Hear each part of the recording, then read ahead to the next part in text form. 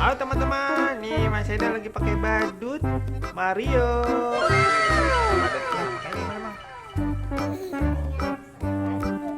Oh, copot. Ini tangannya juga copot satu. Tangannya cuma kiri doang ya. Oh iya, ininya apa? Bulat kuningnya. Oh, cara makainya harus duduk. Kalau nggak duduk nanti jatuh. Ini badutnya buat anak-anak teman-teman ya, sekitar usia 4 sampai 6 tahun. Kalau di atas itu ada lebih gede lagi, yang dewasa juga ada ya, Bang. Kalau dewasa kegedean kalau anak dewasa. Oke, sudah jadi. Ada mau joget. Wah, tangannya satu.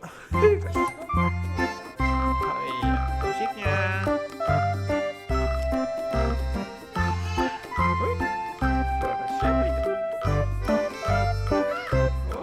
Badut Mario lagi joget nih teman-teman.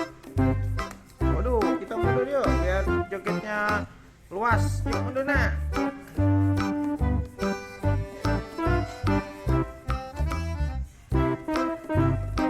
Wah, ada tangan ya, bener pas. Tangannya jadi dua. Ini akhirnya ketawanya. Lihat Mas Eda joget.